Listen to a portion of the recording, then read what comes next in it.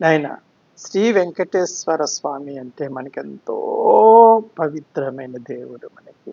ఆయన ప్రసాదం లడ్డు అంటే మనకెంతో ఇది.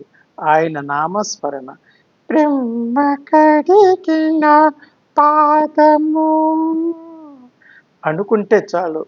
కొండలలో నెలకొన్న కోనేటి రాయుడు వాడు. బా!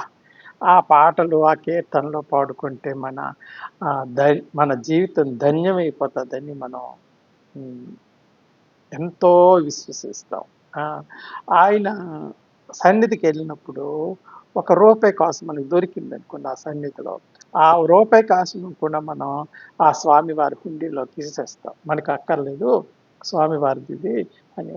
అలాంటి స్వామివారి ఆహ్, డబ్బు కోసం, అలాంటి స్వామివారి ప్రసాదాన్ని రాజకీయాలు చేసి లబ్ధి పొందడానికి ఈ రాజకీయ నాయకుల గుండె ధైర్యానికి నేను మెచ్చుకోక తప్పటం లేదు. స్వామివారికి ఎంతో పవిత్రమైన ప్రసాదం అంటే మనకెంతో పవిత్రమైన ప్రసాదం అనమాట అది.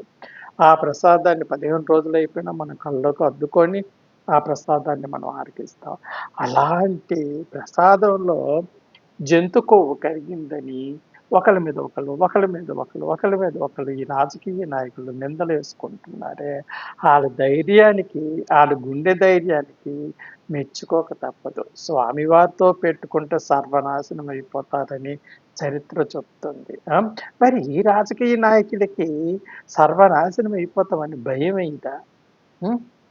ఏది మంచి, ఏది చెడ్డ, అందులో కలిసిందా లేదా, ఎవరు కలిపారు, ఏమిటి అనేది ఆ!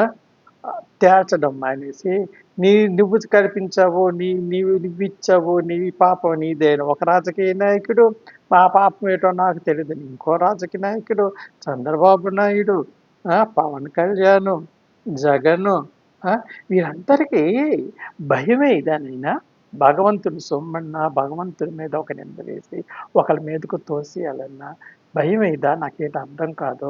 స్వామివారి గురించి మనం ఏదైనా తప్పు చేస్తే భయంతో చచ్చిపోతాం. ఆ!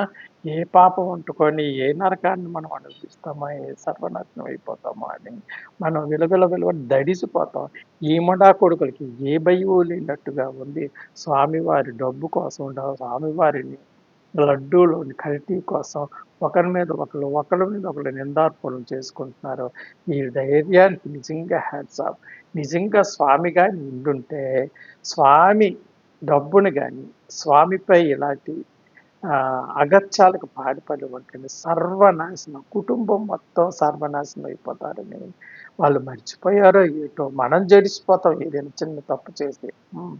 వడ్డీ కాసుల వాడికి, ఆ శ్రీనివాసుడికి ఎంత పవిత్రంగా ఆయన ప్రసాదాన్ని మనం ఎంత పవిత్రంగా మనం కొలుస్తుంటే, ఈ అడ్డగాడిదలు ఒకళ్ళ మీద ఒకళ్ళు నిందలేసుకొని, స్వామివారి డబ్బు కోసం, స్వామివారి దీని కోసం ఆ!